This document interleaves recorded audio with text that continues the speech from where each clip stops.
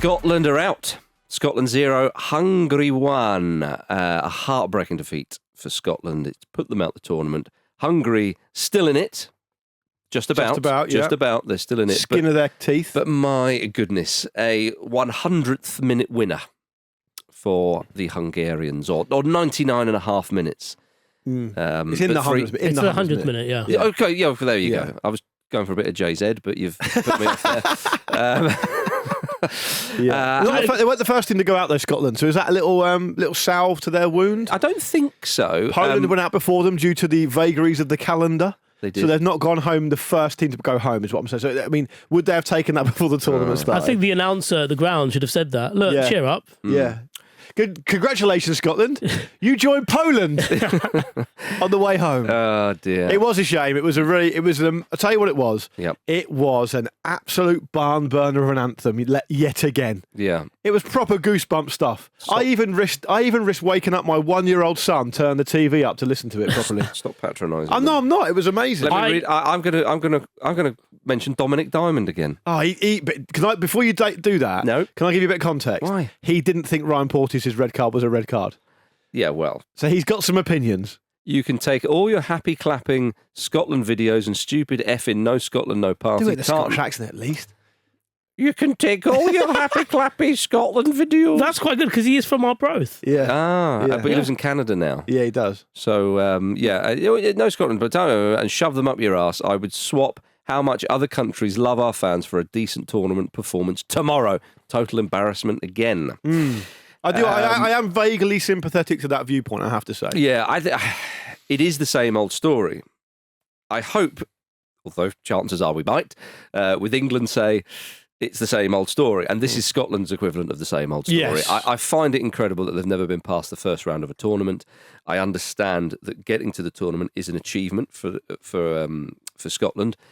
But I found that a lot of the comments on X, formerly known as Twitter, and so on, were a bit divided. I think a lot of people said, great effort, took it all the way. And there's that school of thought. There is also the school of thought of, come on. Like you look at that, the fact that they had 4 shots on target in the entire tournament, Scotland, 17 shots overall, which is the joint fewest of any team in the group stages since they began in 1980, alongside Northern Ireland in 2016. But by the way, Northern Ireland went through to the knockouts in 2016 with the victory. Yeah. Scotland haven't won a game at a major tournament since 1996. You could say, well, they've not been at many tournaments since then. Well, that's a part of the problem. So, obviously we have sympathy for Scotland. And yes, the fans were great and the anthem's superb. That we know, but none of it has translated into performances on the pitch for an awfully long time. Yeah. And okay, you can say that in a tough group, and I think it's been underplayed actually how tough the group is. You also, but the thing is, you also never really know how tough the group is until it starts to shake out a bit. Yeah, but we all know what Germany are capable of. I think we all knew what Switzerland were capable of as well. And Hungary are not a bad side as well. So the fact is they were alive until the 100th minute, basically, until the last game.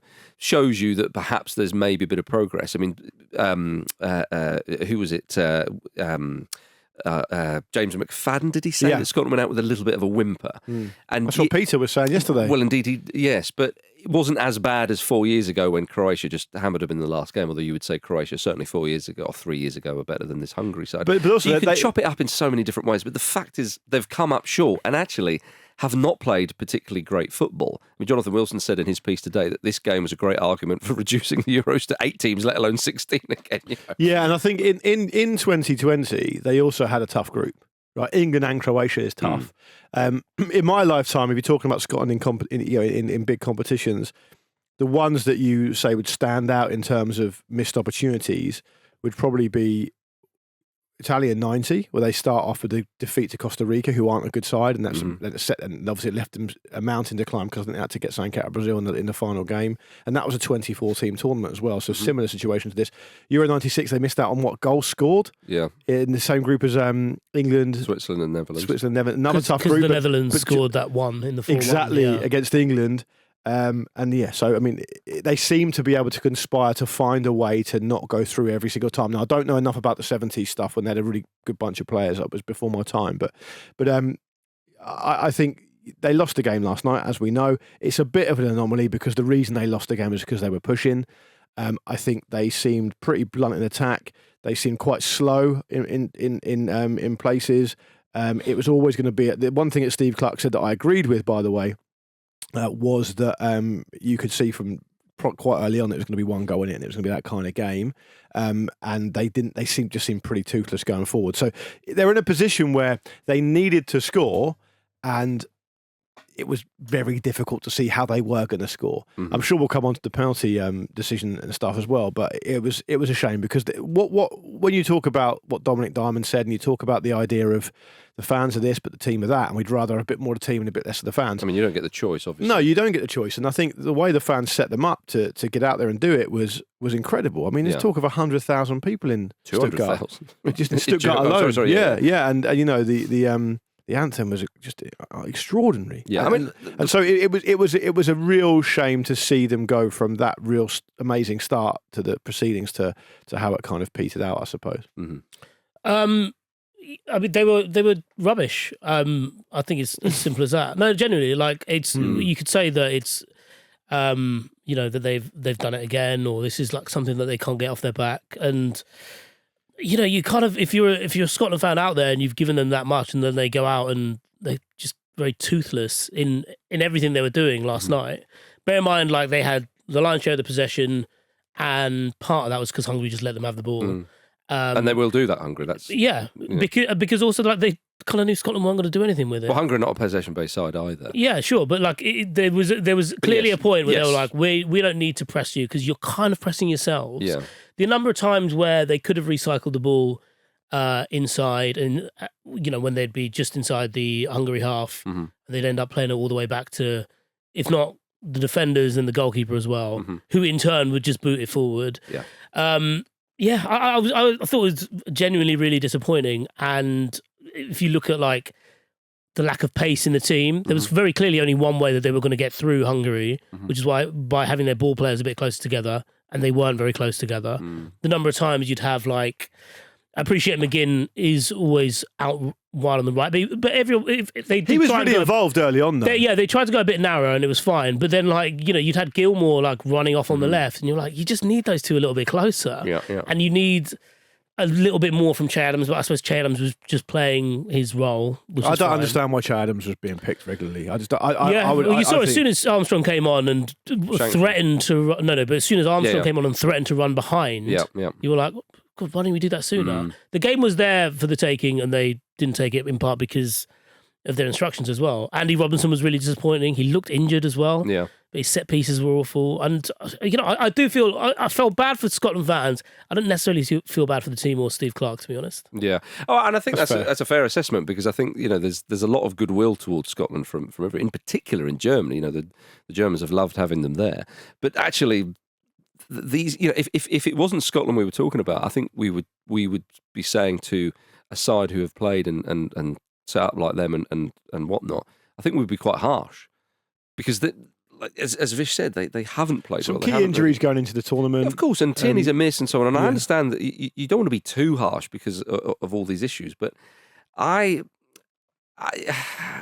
think there will be a section of the support that will be looking at Steve Clarke and saying, what an opportunity. Now, I think he, as I sort of understand it, and forgive me if this is a little bit wrong, but it's almost a little bit similar to what we have with Gareth Southgate in England. That some fans, such as myself, have backed him and said, "Come on, look at the relative success England have had," and so on. And you've always had people going, "No, it's conservative, it's not good enough," and whatnot. And there's a bit of debate, and I get the impression that there's a bit of that in Scotland as well with Steve Clarke. If Steve Clarke still wants to be in a job, he'll still have it, and I think his track record has been good. Qualified 2 tournaments, and I'm perhaps the only person in Europe, and in fact you could widen that to the world, who will remember the Nations League this morning and say that Scotland have gone up to Group A in that. So, but there's something to be said for that, because it affects their qualification. Totally, So. It is progress. They went 24 years without qualifying for a Euro. Yeah, I mean that's the reality of it. And what's helped Steve Clarke though, Marcus, as well, is the expansion of the tournament. Yeah. But so he's been there 5 years now. They've had some limited success by their own standards in things like the Nations League, getting promoted and all that good stuff. I think if you drill down to the actual tournament itself, this current format of the Euros, ask yourself, what do you need to do to go through. And what you need to do probably is you need to do two things. You need to get a win. Like you need to win a game, right? And then you need to keep it tight in the other game. So it's fine actually the way the tournament's set up to lose the other two because you can go through with three. Yeah. Ukraine did it last time. The problem is in the two most recent tournaments, including this one, the games they should have targeted where they could have got their win were against Czech Republic in 2020, their first game of the tournament. They lost 2-0, and the game against Hungary last night where they lost. It's very, very difficult to have sympathy, as Vish says, for the team, with exception of the fact they had some key injuries, some key moments.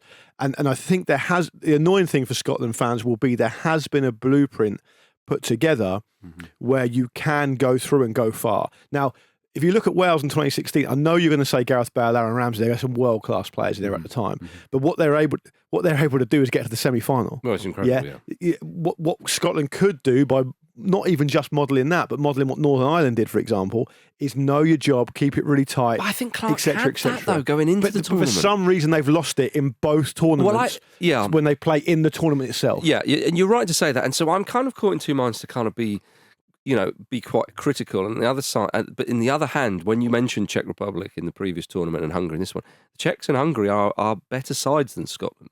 Not much in it with Hungary and Scotland, I would say. So they're always up against it. I think them playing Germany, we said, it's catch them cold. Actually, it was the worst thing for them. You get hammered and you're completely up against it. I think it would probably have been better for them if they were maybe a few groups in and there's some games going and maybe they played Switzerland. I don't know. You can chivvy it up. That's the hand they were dealt, ultimately. Yeah. If you look at the Spain win from October 2023, not that many absences. No. The thing I should stress though is someone like Aaron Hickey, who gives him width on the right. He played that game.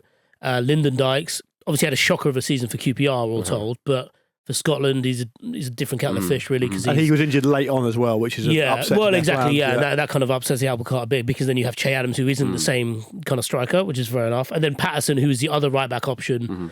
They've almost, quite annoying for them because they've got Robertson and Tierney on one side and Patterson and Hickey on the other.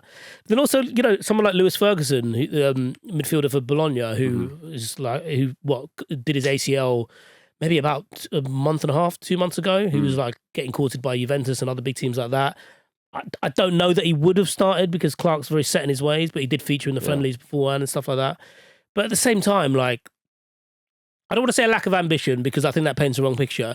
There was just a lack of real game plan to get a win yesterday. I think that's right. I think it's all these things in the mix. And I think if you look at a fully, and I didn't have this, but if you look at a fully fit Scotland squad, there's quite a lot of good players in there. There's quite a lot of Premier League standard players now. I know BBC did a graphic last night about the decline in Scottish players playing in the Premier League, but that's a broad decline across the homogenisation of football in Europe generally. English players, exactly, and so that's a bit of a misnomer. I think they have got some good quality Premier League players.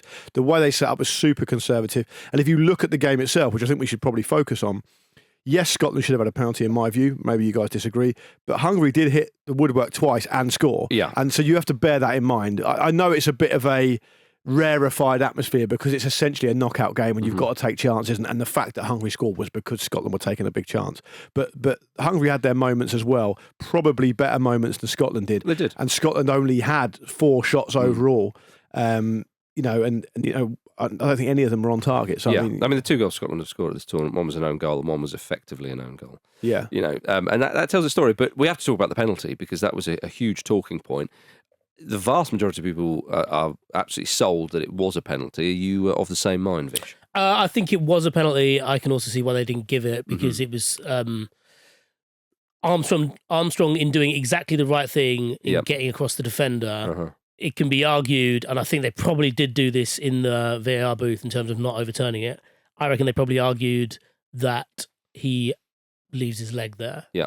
To get need. Well, I thought. I mean, he does put his leg quite far across the defender. Exactly, because he actually in taking that step, he is kind of looking to push away from goal. Yeah, I think it's a penalty. I think if you look at the pure distillation of what a penalty is, a penalty is essentially a foul in the penalty area. And I know it's an old kind of cliche to say this, but if you're on the breakaway in the middle of the pitch and you step across a defender, which you're coached to do as an attacking player in this situation, and that happens, exactly that incident, it's a foul 99 times out of 100. Yeah. And I think you have to bear that in mind. We can all sit here and think about the kind of mental gymnastics we can do as to why the Argentinian referee didn't give it and why the VAR didn't give it. But the fact is, if you're supporting a team that doesn't get that, you're annoyed, and you should be annoyed, because that, to me, was definitely a penalty. Yeah, I kind of agree with Vish, actually. I think it's one of those ones where I was a bit like, seeing the replays, and I thought, whatever the ref gives, I know people will think, what are you talking about? It's a stonewall. And everyone He's not cleaned him out. It's not that bad. I think Armstrong's actions, I mean, as you say, he steps across the defender. That's absolutely fine. He gets a big old grab of Orban's shirt.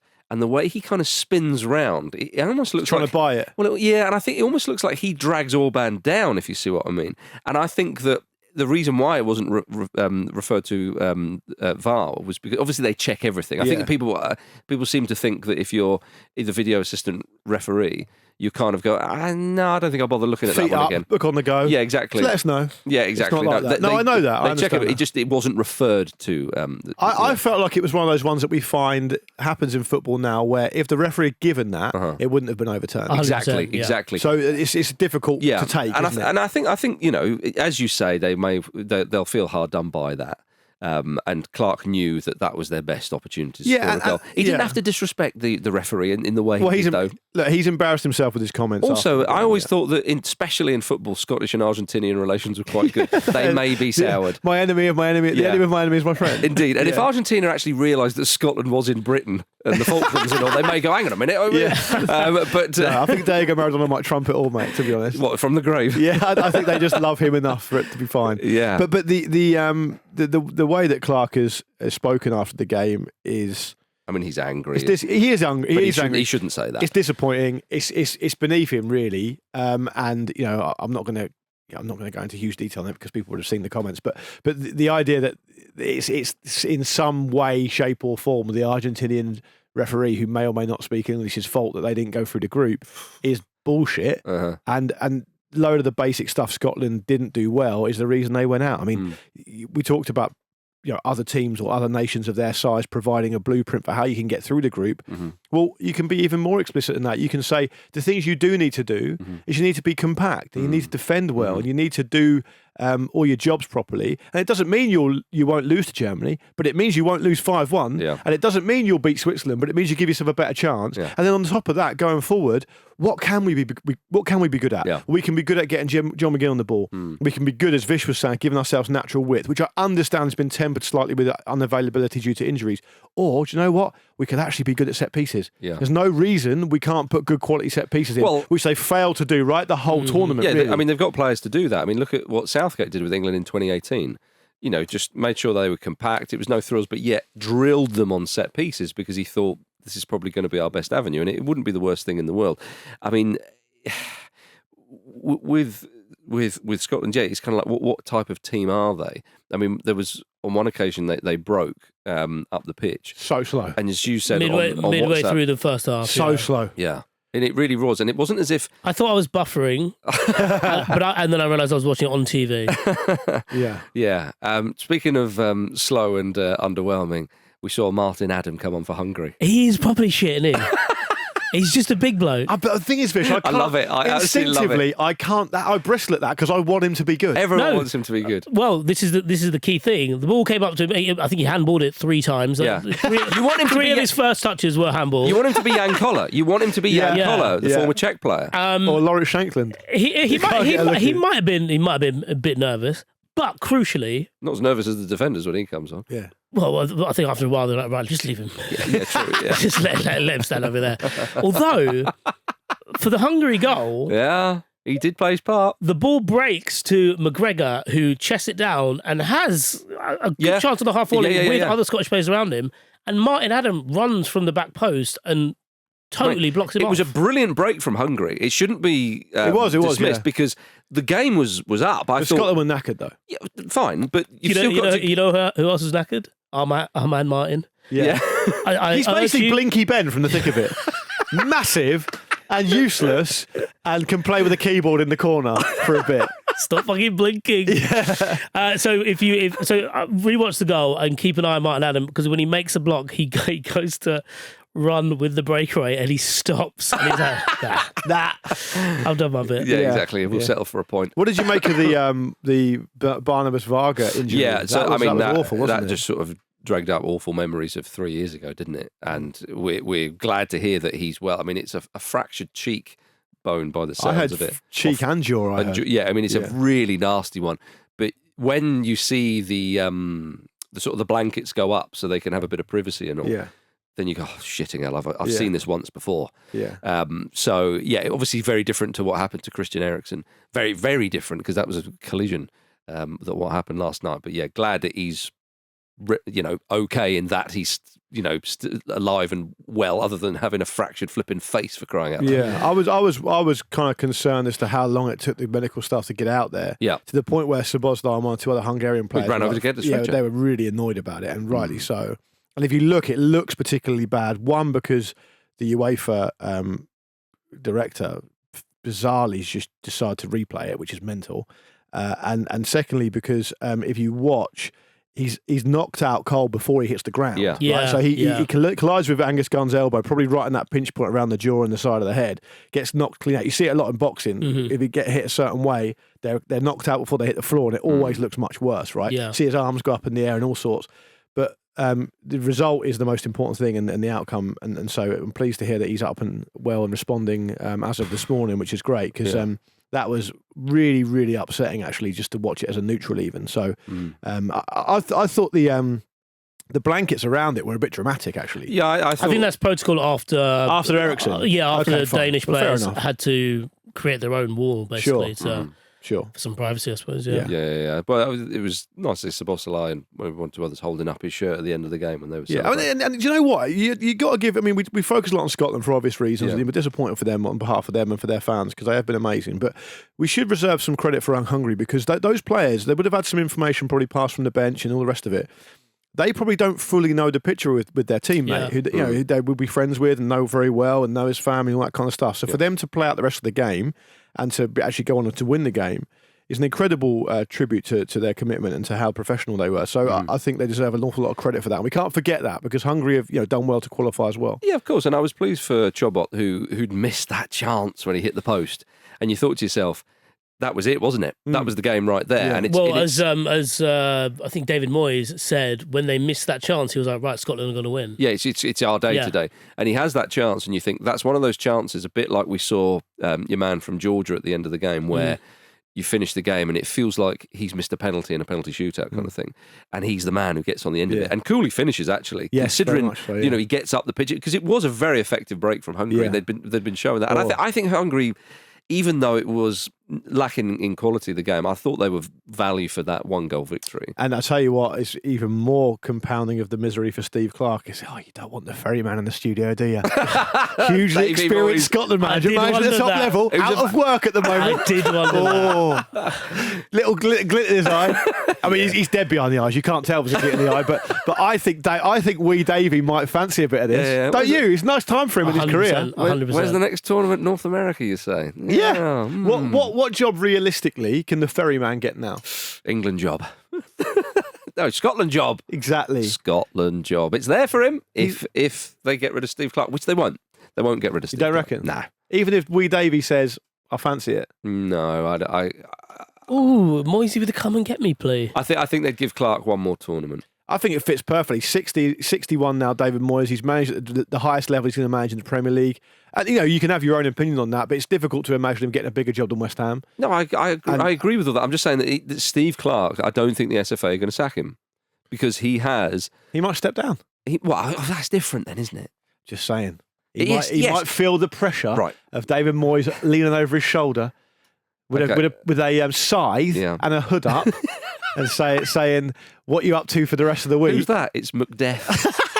He'd get him firing. Yeah. Wouldn't he? Yeah, it's the McGinn Reaper. There would have been a peculiar situation where, they were talking about how Scotland could go through with 2 points as a third place, and that would have involved staying on and waiting for... Can you imagine? Yeah, if they'd have been taking the ball at the corner and settled for a point. They just couldn't have done that. There's absolutely no way. I suppose those Scotland fans who were going to stay over anyway, then England is still there and they can throw their weight behind them, can't they? Yeah, I mean, Britain still has a representative. Exactly. Can I just say, I mean, people who are talking about that stuff, the 2-point thing, it's basically theoretically true, but it's nonsense. I mean, no team has gone through with 2 since it moved to 24 teams. I mean, Scotland there was Scotland have been accused of showing lack of ambition, trying to get a win.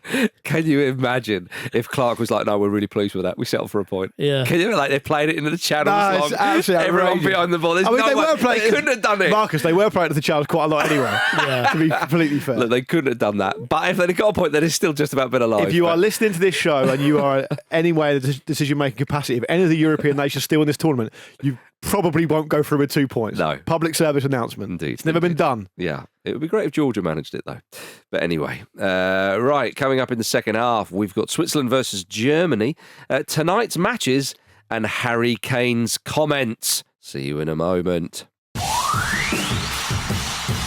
I used to get invited to a Sunday lunch. All his family and his wife was there. I was the only one who wasn't part of the family. And he said, pointing at Ghislaine, she is the only person in this room apart from me with any balls. I'll never, ever forget that. Do you think Robert Maxwell was evil? He was pushed over. Pushed over by... Mossad.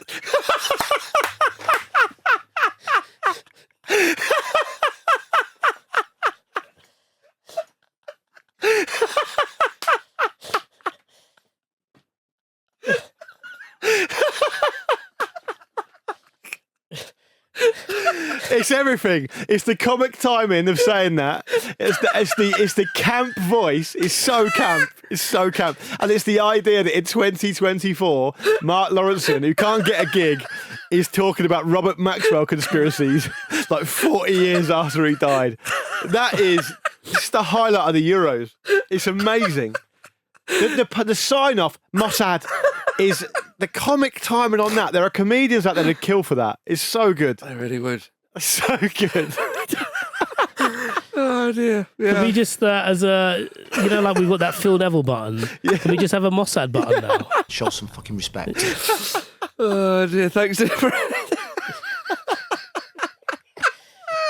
Thanks. Play it again.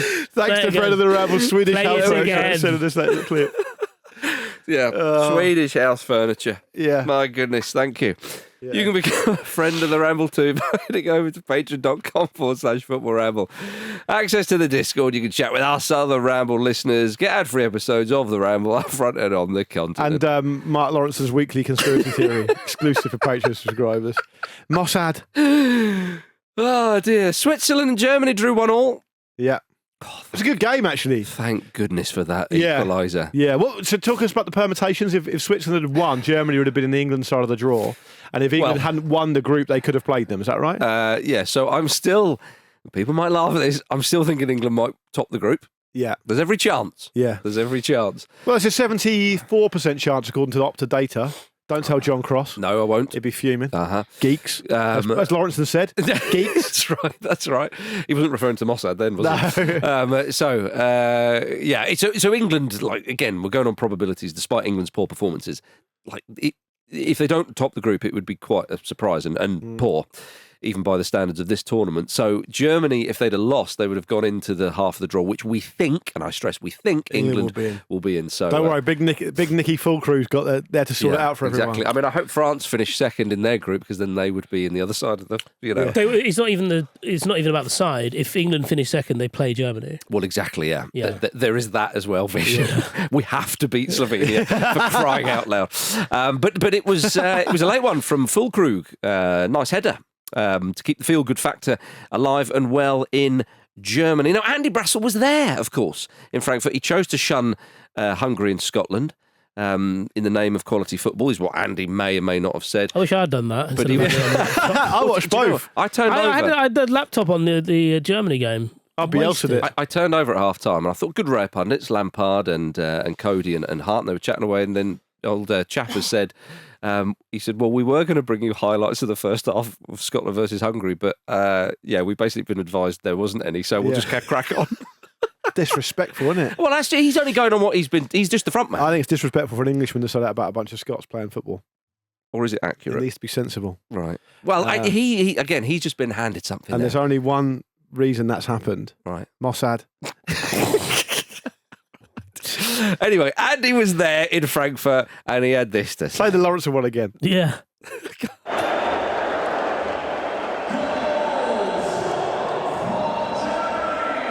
That's not Andy, he'll come in a minute.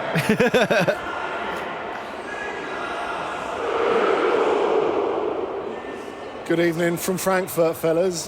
You're probably just hearing there, well, you know already, won't you, that Niklas Füllkrug has equalised for Germany right at the end.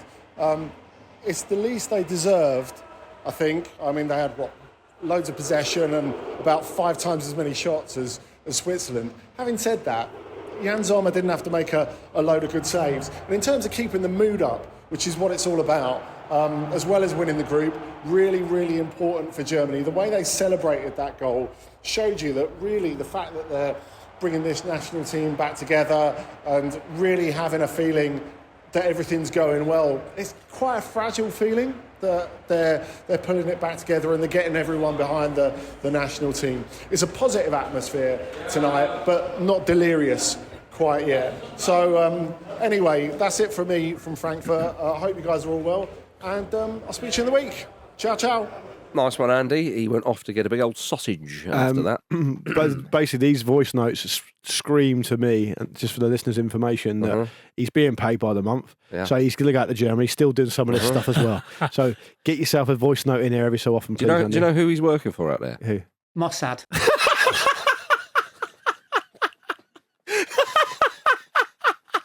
I like the producer Charlie's done that in-house, That's quality. in the middle of the recording. If you Press were it a again. budding producer listening to this show, that's the kind of stuff you got to do.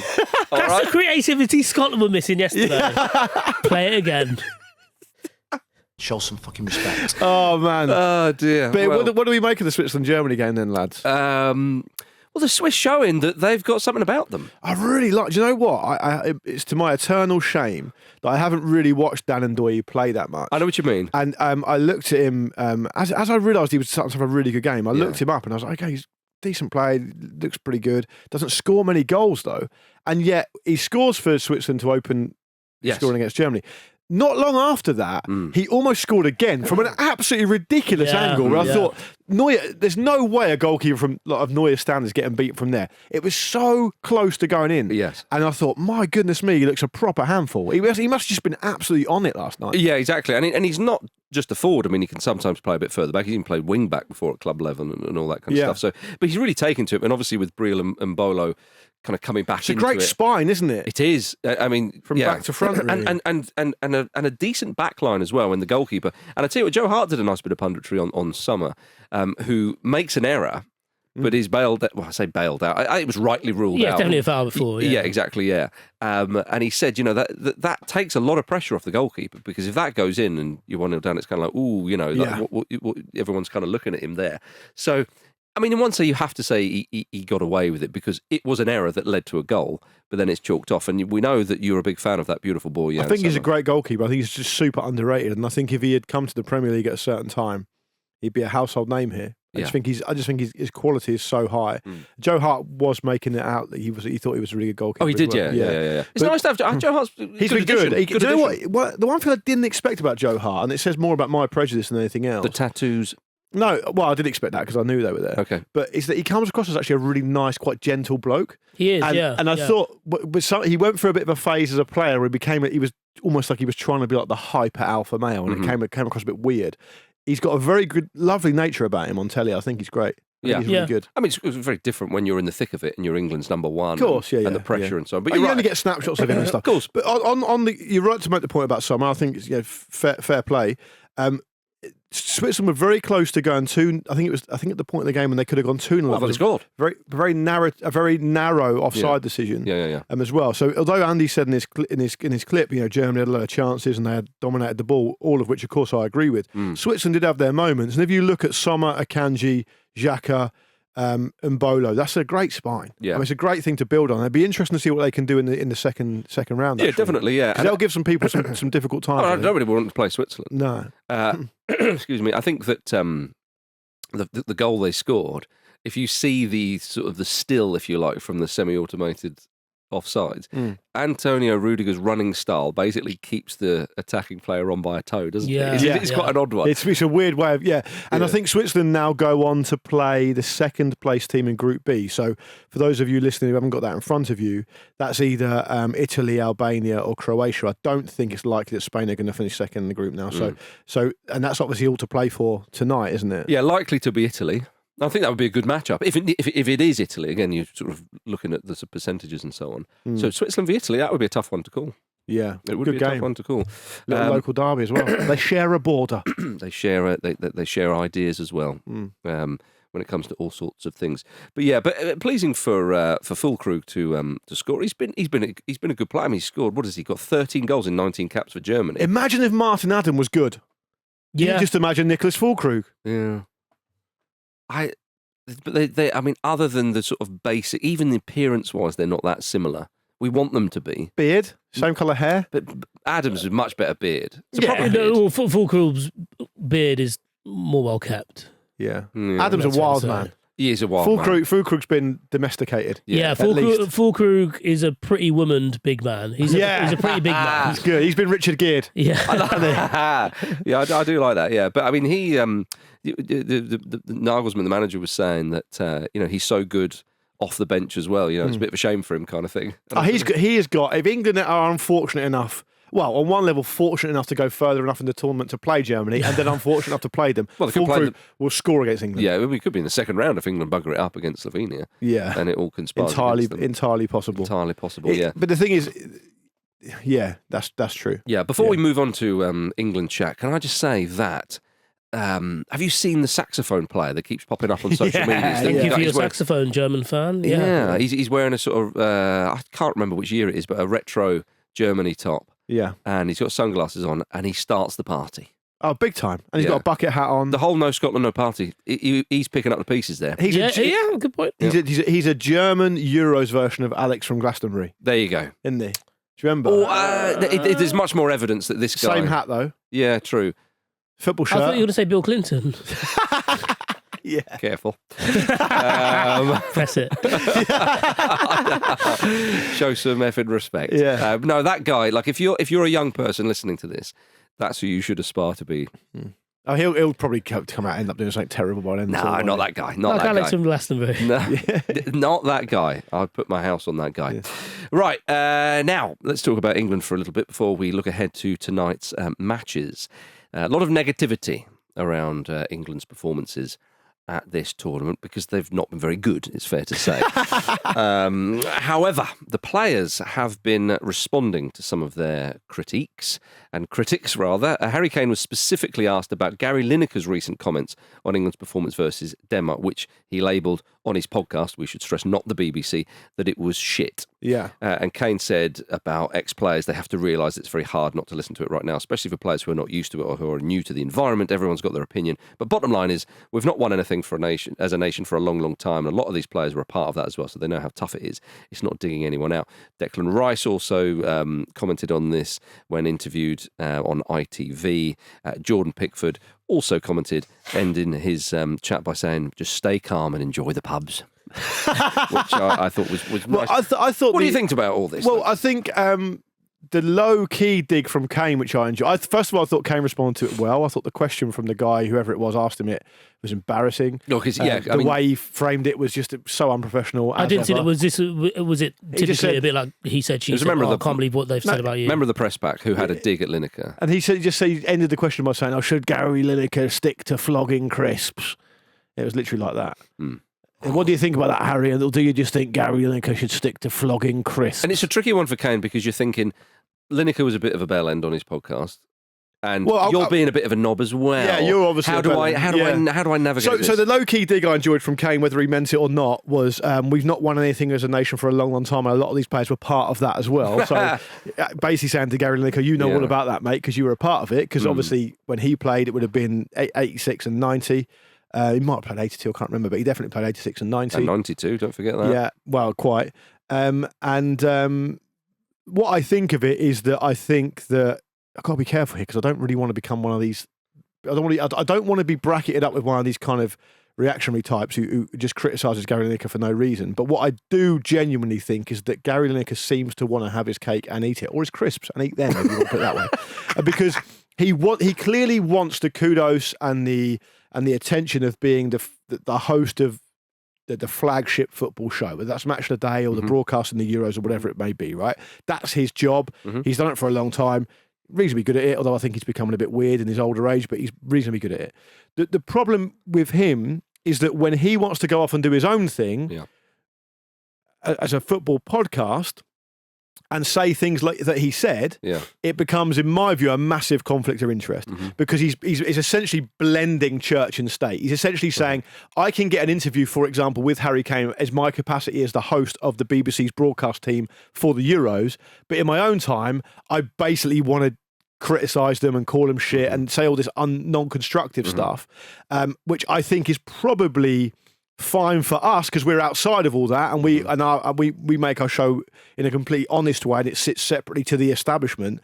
What I think Gary Lineker's starting to do is play both sides, and it's going to become a problem. I think those are my broad thoughts, kind of jumbled up together. Yeah, I think with Lineker, actually, I think that some of the chat about England when they put you over onto iPlayer after the late games, and it's so far it's been Lineker, Cesc Fabregas, I think it's been really good. Lampard as well. And Lampard's been involved, and Rooney as well. I think that's a really good chat, actually. Yeah. And they've been critical because you have to be critical. And that's what that's for. Yeah, so exactly. Him doing that is absolutely fine. Totally. And Lineker's comments about Kane saying, I would ask a little more of Harry Kane. And the way he talked about it was really good punditry, I thought. And that's fair. But then when you go on your podcast and go, well, they were shit, weren't they? And you try and act like you're some 25-year-old in a flipping brewdog pub who's just spouting off. It's kind of like... Leave that to us. Yeah, exactly. But it's not really... Genuinely, though. Yeah, that's the point. Yeah, but it's not becoming of you, Lineker.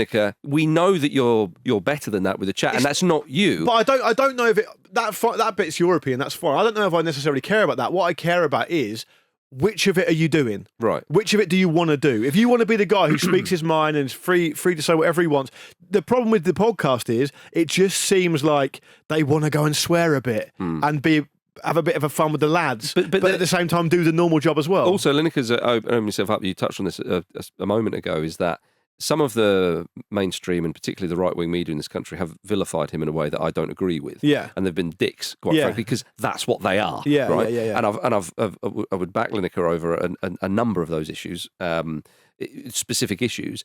So don't give them much fire. But we should talk about this in a different light because we've talked about Lineker there. Some people are saying the players are a bit thin-skinned here and should just kind of get on with it. What would you say to that, Vish? Because they do take a lot of criticism and they know this, but they are responding in a sort of, I wouldn't go as far to say siege mentality, but there is a little bit. Well, it's a united front, isn't it? Yes. And it's clearly something they talked about. Yes. I actually think it was quite constructive from Kane to actually acknowledge that they are coming across this stuff because a lot of the players are on social media, specifically Instagram, and they see reels all the time because, everyone kind of scrolls through the reels in the way they would do on TikTok. And a lot of that stuff comes up and they're very aware of that. And I don't think it's a bad thing to own that. I do think that I don't think they're all that riled about it. I think they're annoyed by it, but I think they're a bit surprised by it, but I don't necessarily think they're kind of having trouble going to bed or setting up burner accounts to call those people twats and bellends. Do you think they would set up burner accounts? I have no doubt that some of the players do have burner accounts because I feel like if you are concerned about that stuff, it makes sense. It's quite an easy workaround. Especially when you can see who's watching your story and who isn't and stuff, and you're a really high-profile person. I kind of generally sympathetic towards that. What I would say, Vish, just to add on back on what you've said, though, it's clear to me, based on what I've heard and people I've spoken to, that some sections of the current England squad in this moment are quite surprised and finding it quite tough to deal with the amount of negativity they're experiencing this summer when compared with previous summers when it's always been super positive. Yeah. And I think they've been surprised by the ferocity of not just the comments and the stuff that we're talking about here, but also the lines of inquiry. And I did actually mention that after the Denmark game. I said the players all looked the Serbia game. Yeah. I thought the players looked very surprised as to how full on the questions were and the angles that the journalists were taking, given the fact that England won the game. Yeah. And that to me has set the tone. And journalists have told me, journalists who are out there have said, some of the players are finding it difficult to deal with the amount of negativity just because they're simply not used to it. I think they're surprised by the negativity. I think they're dealing with it in the way that they individually deal with it. Some people get annoyed by it. Carl Walker, after a huddle a few days ago, said, "Do keep writing though. I'm sure it's good. I just don't read it." Yeah. Which means he does read it. Yeah. So loads of people have different ways of coping with it, and it's natural that when you're criticised for a bad performance that you kind of you clam up. We talked about this before. It does happen, and the fact that they seem to have this, I suppose, 3-line whip on what they all wanted to talk about in very separate interviews is clearly very, very calculated. And interestingly enough, it probably comes from them, because there's no way the media manager would say to them, right, you go out and you slag off some of the members of the press, because essentially a media manager's job is to facilitate that relationship. And that's key, because the point about that is, as ever in many walks of life, the media manager's job at England overall, with the exception of some fairly thorny kind of cultural issues, which are part of British society at the moment anyway, has been a pretty easy job.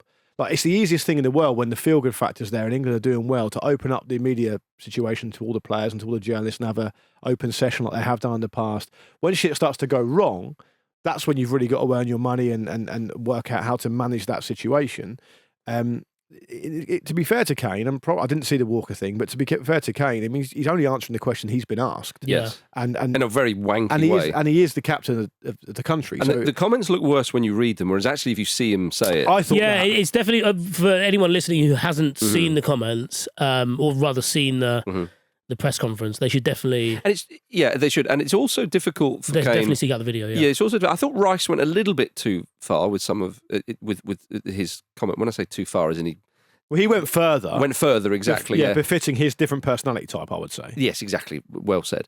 But it is difficult for Kane and these players, because if they go, I don't really read it, it comes across as chippy, right? No, but they do read it. Yeah, but it does though. If you just go, well, people can write what they want, but I just sort of ignore it. It can come across. No, because some people generally don't read it, and some people read it. Like that's just quite a natural thing anyway. But I think the important thing from this, like, I know you say he was just being asked the question in a shitty way, but he gave an answer because he prepared an answer. Yeah, sure, okay. Well, there is that, because as you say, there's a united front. So clearly they've spoken. I would, if I was in Harry Kane's position, I wouldn't give a single shit about what we're doing here. Right, this is like an alternative podcast, and nor should he. But I do understand why he's annoyed by someone like Lineker doing it. Yeah, well, and I think that's it. I think that, as you say, Lineker saying those kind of comments. I don't think he said, "Well, the BBC have been really unfair," and he started pointing at.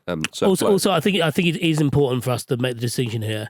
It's not just Lineker, who is a former England player who they all look up to and adore, who has been critical of them. No, but it's Shearer, it's Ian Wright, it's other players that they maybe have previously seen as allies, because, as Luke mentioned before, when things have been great, everyone's waxing lyrical about them. Like, there's already people memeing the amount of ways that people are falling over backwards to praise, like, Jude Bellingham after that first performance. Sure, but it only takes one comment from somebody, and it's the environment that Luke spoke about that Lineker said it in. When Shearer was really hammering them, and the tone of his voice, he is in a stadium where he's got to kind of shout and speak like that, and so I have sympathy. But the thing is with England, I mean, they know more than anybody that the performance levels have been low. Yes, they're top of the group, and I totally get why they're saying, look, come on, it's not that bad. It's just how disjointed it looks. That's what we're responding to. If they fly against Slovenia tomorrow night, it'll all be different. And that's what they need to do. That's the thing. That's what they need to do for the sake of the Ramble watch along. That's what they need to do, for crying out loud.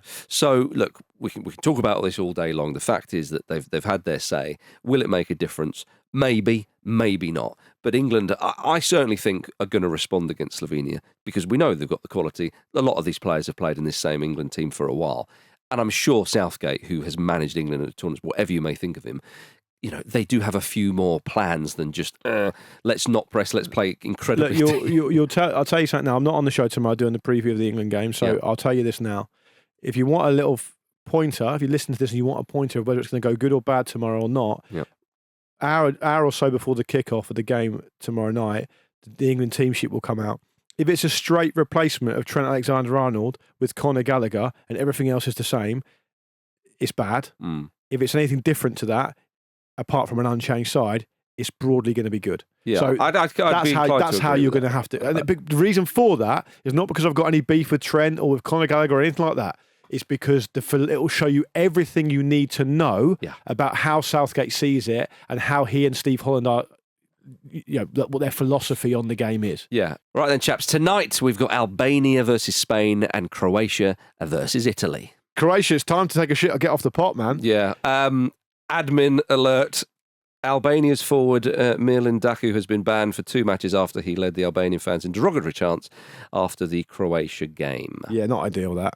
I think there's one thing with the fans doing it, which is also terrible. Yep. The players getting involved is probably a Rubicon not worth crossing for lots of different reasons.